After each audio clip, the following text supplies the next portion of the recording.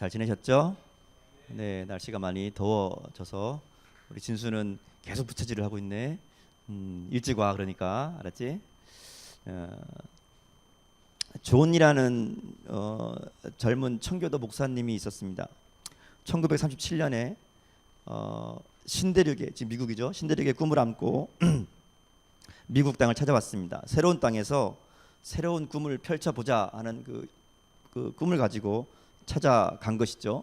근데 불과 1년도 못 돼서 1638년에 이 목사님이 결핵이라는 진단을 받습니다. 지금도 마찬가지지만 그때는 결핵이라는 병이 굉장히 심각한 병이었기 때문에 자기가 죽는다는 것을 깨닫죠. 그래서 죽음을 준비합니다. 임종 직전에 자기한테 있는 것들을 돌아보니까 부모님께 받은 유산 좀 있고 또 자기가 책을 워낙 목사님이니까 책을 좋아해서 책이 한 400권 정도 있었습니다. 그래서 여기서 어떻게 할까 고민하고 기도하다가 그가 살던 도시에 그 동네에 이제 새로 생긴 지 1년 정도 된 대학이 있었습니다. 그 대학에다가 그 책들과 재산을 남은 유산들을 기증하기로 결심하고 학교에다가 이제 그것들을 기증하면서 한 장의 편지를 첨부했습니다. 말하자면 유언일 수도 있고 자기의 어떤 뭐 신앙의 고백일 수도 있고 그런 그 편지를 한 장 첨부해서 보냈습니다. 이런 내용입니다. 나는 이 땅에 꿈을 가지고 찾아왔습니다. 좀 더 신학을 공부하고 싶었고 법률과 과학도 공부하고 싶었습니다. 그래서 훌륭한 과학자, 훌륭한 법학자, 훌륭한 신학자가 되는 것이 나의 꿈이었습니다. 그런데 주께서 나를 부르시는 것 같습니다. 내가 이 땅에서 이루지 못한 꿈을 후학들을 통해서 이루기를 기대합니다. 내가 이 땅에서 이루지 못한 꿈이 나의 후학들을 통해 또 후배들을 통해서 이루어지기를 기대합니다. 이런 편지였어요. 이렇게 기증을 받은 그 학교는 굉장히 감동을 받았고 그래서 이사회에서 이 목사님의 그 기증을 이 존 목사님을 기념하기 위해서 그의 성을 따라서 학교 이름을 바꾸기로 결정을 합니다. 이 목사님의 이름이 존 하버드였습니다. 그래서 이 학교는 그 다음부터 하버드 대학으로 불리게 됩니다. 여러분 잘 아시는 그 학교. 이 젊은 목사님의 꿈을 통해서 그 기도를 통해서 위대한 하버드라는 대학의 그 꿈이 이루어지게 되었다는 거죠. 이렇게 미래를 바라보는 사람들을 가리켜서 비전을 가진 사람들이다 얘기하죠. 꿈을 가진 사람들. 여러분에게는 꿈이 있습니까? 여러분에게 비전이 있어요? 여러분의 어떤 꿈이 있습니까? 여러분을 예수님께서 부르신 데에는 분명한 목적이 있으시죠. 그것이 우리에게 얘기하면 비전이 되죠. 예수님이 12제자를 부를 때에도 그냥 12명 말하자면 똘마니들 만들어서 내가 잘 부려먹어야지 이렇게 부르신 게 아니죠. 12명의 제자를 부르시면서 그들에게 꿈이 있었습니다. 그들을 통해 세상을 변화시키는 사람들로 삼아야 되겠다. 사람을 낚는 어부로 내가 너희를 부르겠다 말씀하시잖아요. 예수님은 그 12제자에게 소망을 걸고 미래를 걸고 그들을 부르셨죠. 그리고 그래서 제자들을 불러놓고 하신 이야기, 오늘 말씀이 바로 이 꿈에 대한 이야기입니다. 예수님의 꿈이 뭐였을까요? 예수님의 꿈? 예수님의 꿈. 예수님의 꿈은 하나님 나라였어요. 하나님 나라. 그죠? 예수님이 이 땅에 오신 이유가 뭐예요? 우리를 구원하여서 우리를 알고 하나님 나라 백성이 되게 하기 위해서 이 땅 가운데 하나님 나라를 만들며 살아가도록 하기 위해서. 그래서 예수님이 제자들에게도 예수님은 하나님 나라에 대해서 이야기를 하시죠. 하나님 나라는 이렇게 얘기하시는 거예요. 오늘 우리가 읽은 본문도 바로 그런 이야기 중에 한 이야기입니다. 하나님 나라에 대한 예수님의 꿈. 우리는 보통 이것을 겨자씨 비유라고 얘기하죠. 어떤 사람이 겨자씨 하나를 심습니다. 그 씨가 자라서 커다란 나무가 되고요. 그 커다란 나무가 되었을 때 새들이 날아와서 거기서 쉴 수 있는 그런 아름다운 자리를 내어줄 수 있는 그런 나무가 되었다. 사실은 이 겨자씨 하나에 담긴 이 꿈 이야기는 예수님이 자기 제자들에게 해주고 싶었던 하나님 나라의 꿈 이야기죠. 그리고 그들이 그런 꿈을 꾸기를 원하셨던 겁니다. 주님이 우리를 제자로 부르셨다면 우리들에게도 꿈을 가지고 계시죠. 기대를 가지고 계실 겁니다. 이 땅 가운데 주님이 우리를 통해서 이루고자 하시는 꿈, 그게 무엇일까? 오늘 본문은 그것에 대해서 이야기하고 있습니다. 하나님이 쓰시는 꿈의 사람, 하나님의 꿈을 펼치는 사람이 되기 위해서는 첫 번째로 필요한 것이 있는데, 우리의 작고 고통스러운 현실을 부끄러워하지 말아야 된다라는 겁니다. 이게 첫 번째로 들려주시는 예수님의 이야기이죠. 모든 위대한 것은 작은 것에서부터 시작하죠. 모든 위대한 것은 시련이라는 과정을 거치게 되어 있습니다. 잘 생각해 보세요. 예수님의 제자들도 예수님을 처음 따르기 시작했을 때는 굉장한 기대를 가지고 따르기 시작했을 겁니다. 예수님 따라가면 뭔가 될 것 같다. 당시에 제일 말하자면 사람들에게 관심이 있는, 우리로 얘기하자면 인기 있는 인기 스타는 세례 요한이었습니다. 그 땅을 살고 있던 사람들 중에 세례 요한에 대해서 들어보지 못한 사람이 없었고요, 세례 요한을 존경하지 않는 사람이 없었어요. 원근 각처에서 사람들이 몰려와서 세례 요한의 설교를 듣고 회개하고 그 요단강에서 세례를 받았죠. 자, 근데 그가 말하기를 나보다 더 위대한 사람이 내려올 것이다. 나는 그분의 신발끈 풀기도 감당하지 못할 것이다. 얘기합니다. 도대체 그 사람이 누구냐? 많은 사람들이 관심을 가졌고 그 사람이 바로 예수님이었죠.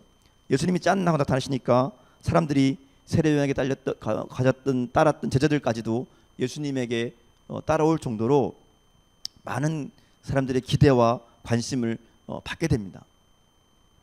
근데 예수님을 따라다녀 봐도 별 큰 사건이 일어나지 않습니다. 몇 번의 작은 기적들이 일어났을 뿐이고요. 근데 문제는 예수님이 행하신 그 기적들 때문에 바리새인들이 막 예수님을 공격하기 시작했고요.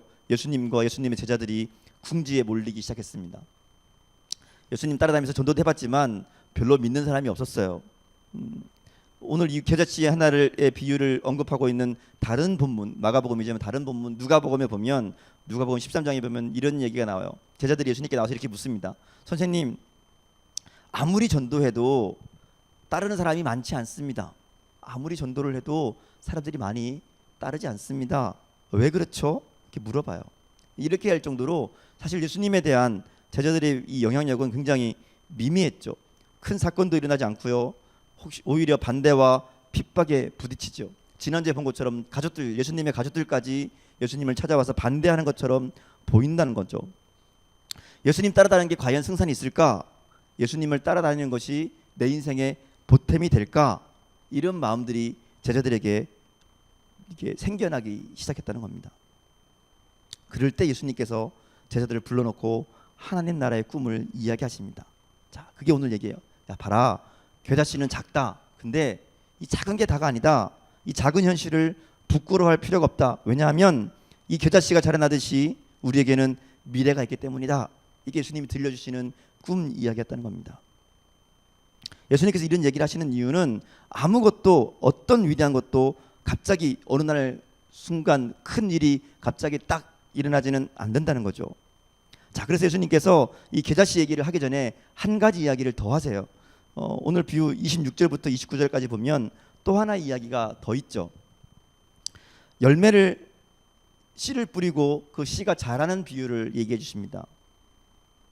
열매를 거두기 위해서는 자라는 과정이 필요하죠. 처음에는 싹으로 시작하지만 그 다음에는 이삭이 되고 그 다음엔 충실한 곡식이 되고 열매가 됩니다. 우리는 그 과정을 보지 못할지 모르지만 27절 말씀처럼 밤낮 자고 깨고 하는 중에 그 씨가 자란다 말씀합니다.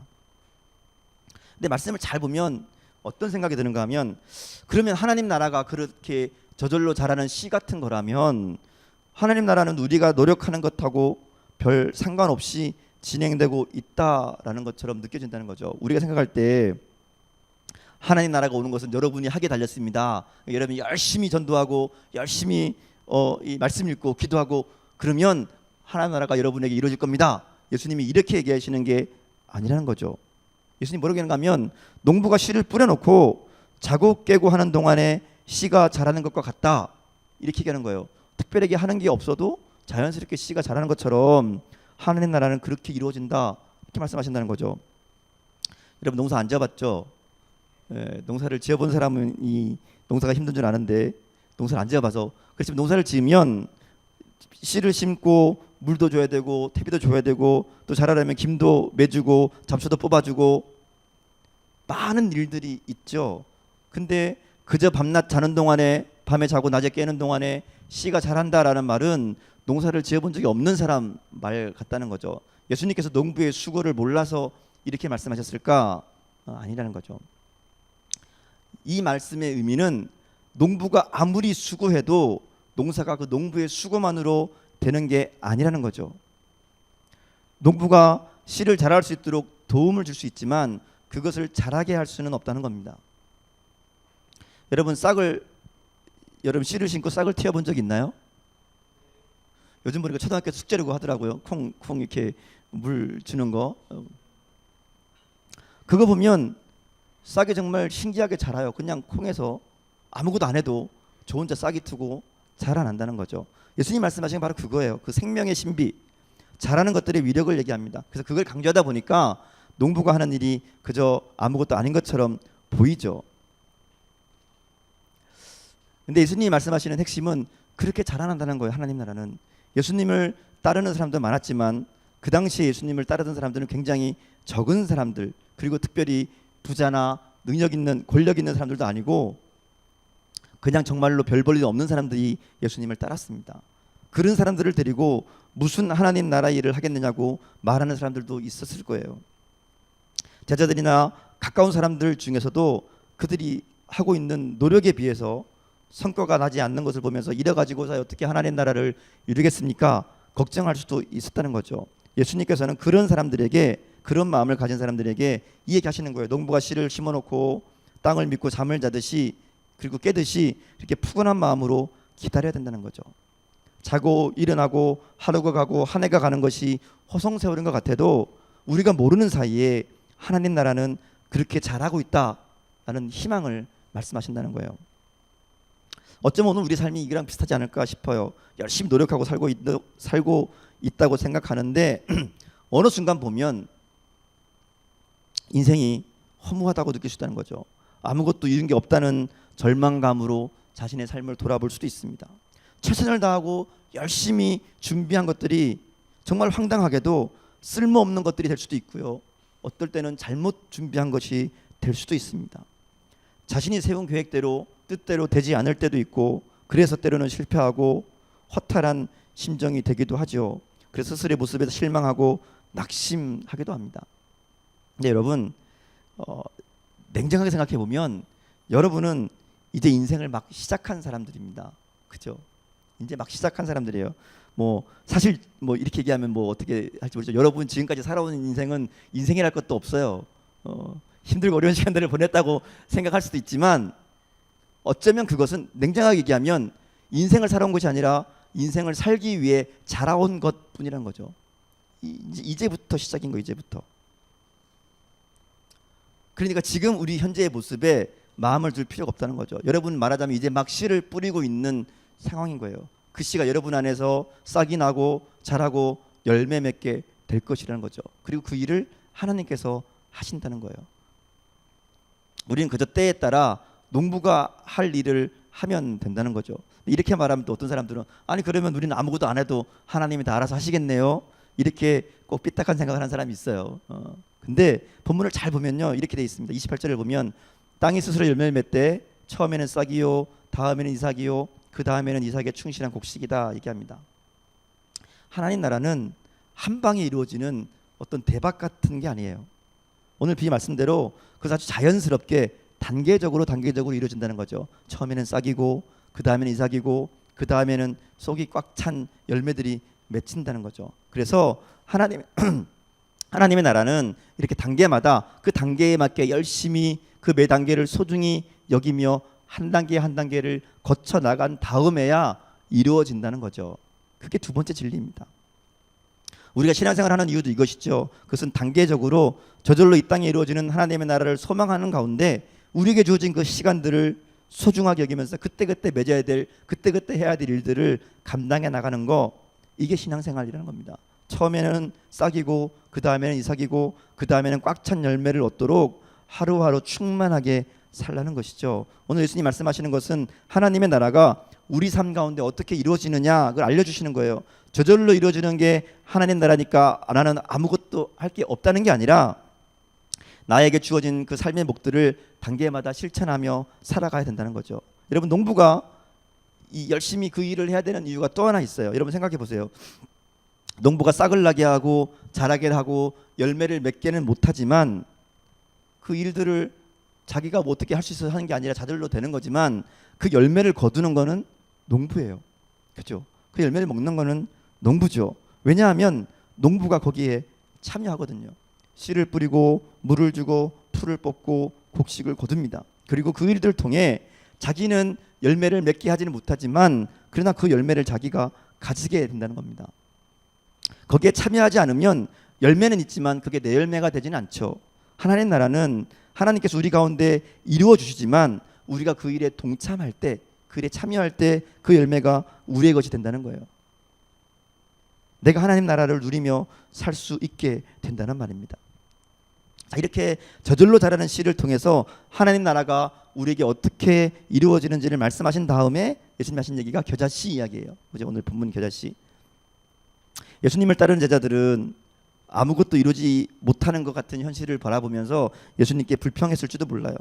그런 제자들에게 지금 겨자씨처럼 보일랑말랑하는 하나님 나라, 너무 작아서 보이지 않는 것 같은 그 하나님 나라가 어떻게 앞으로 이루어질 것인지, 어떤 역사를 이룰 것인지를 말씀하고 있다는 거죠.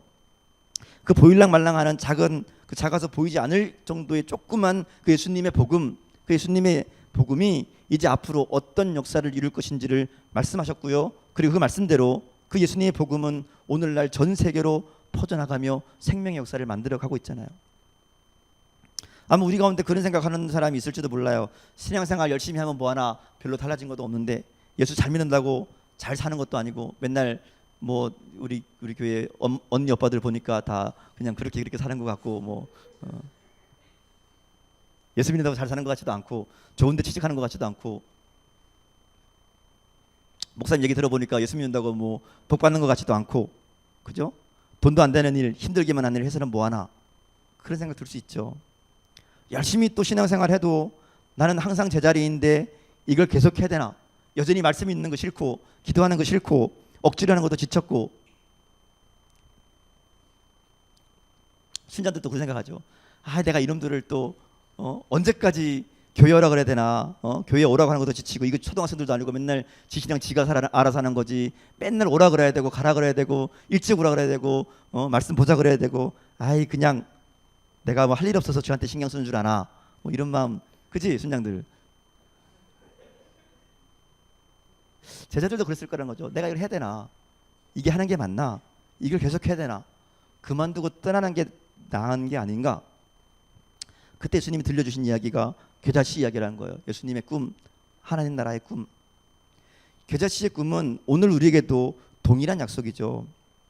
우리에게는 열심히, 정말 열심히 찾아야만 보일랑말랑할 정도로 하나님 나라, 하나님의 꿈이 우리 가운데 있을지 몰라요. 너무 작아서 안 보여서 있는지조차 모를 정도일 수 있습니다. 근데 분명한 것은 하나님께서 여러분의 마음속에, 우리 가운데 하나님 나라의 꿈, 하나님 나라의 씨앗을 심어주셨다는 거죠. 여러분이 예수님을 만나고 예수님을 알게 된 순간 우리에게는 이미 하나님 나라가 시작된 거예요.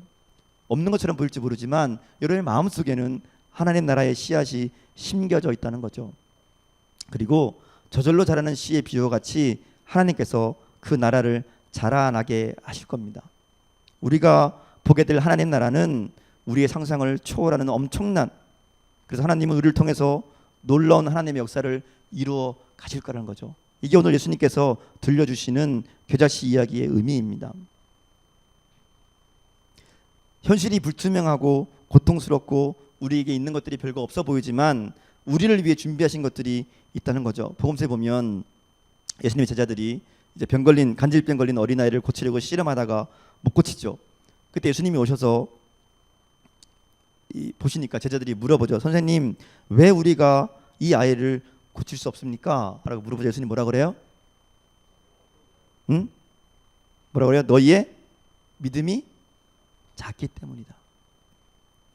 믿음이 없다고 그런 게 아니에요. 믿음이 작다 그랬죠. 말하자면 어떤 형태이든 우리의 마음속에는 예수님을 향한 믿음이 있고 하나님 나라의 씨앗이 심겨져 있다는 거예요. 그게 능력이 없는 것처럼, 우리 삶에서는 아무런 것도 못하는 것처럼 보일지 모르지만, 그러나 하나님께서 우리에게 그 예수님에 대한 믿음, 하나님 나라의 씨앗을 심어 주셨기 때문에 지금 우리가 여기 있다는 거죠. 예수님 따라다니고 예배드리고 찬송하고 기도하고 하잖아요. 근데 믿음이 작다. 근데 너희가 겨자씨만한 믿음만 있다면 이 산을 명하여 옮겨라 하도 옮겨질 것이다 라고 얘기하죠. 문제는 믿음이 부족한 거다. 우리 마찬가지예요. 예수님을 향한 믿음이 우리에게 필요하다는 거죠. 우리에게 하나님 나라의 씨앗이 없는 게 아니라 예수님을 향한 믿음.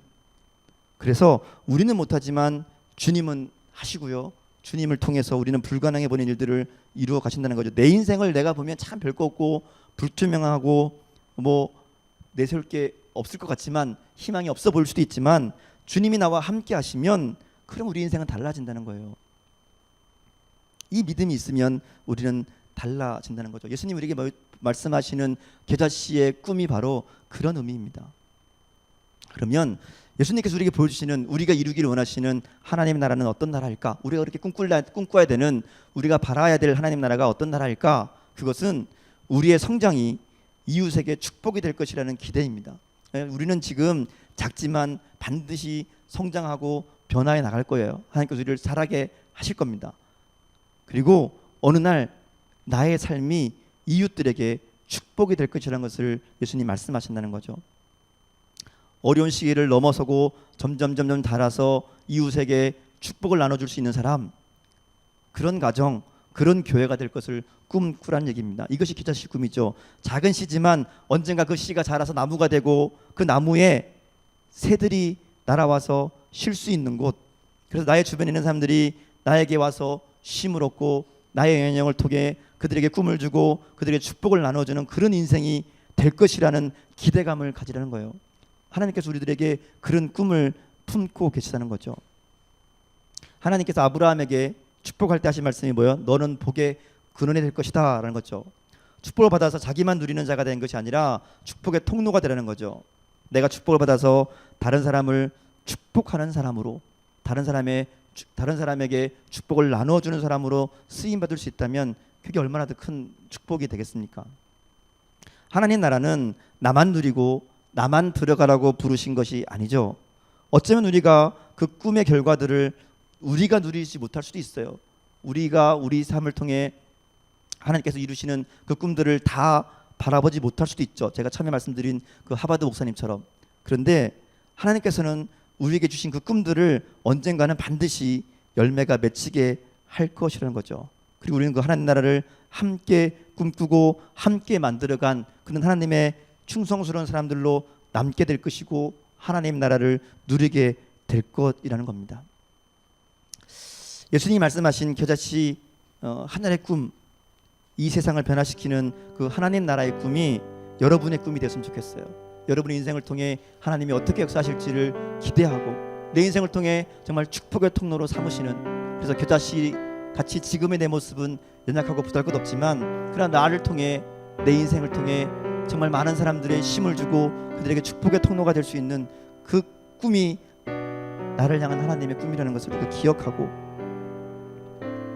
그 꿈을 가지고 우리 이 땅을 살아갔으면 좋겠습니다. 그래서 하나님 나라의 꿈이 여러분의 꿈, 여러분이 만들어갈 여러분 그 가정의 꿈, 그리고 우리 교회의 꿈이 될 수 있길 원합니다. 그래서 그 하나님 나라를 바라보며 오늘 믿음으로 나가는 그런 저와 여러분의 삶이 될 수 있기를 주님의 이름으로 축원합니다. 함께 기도하겠습니다.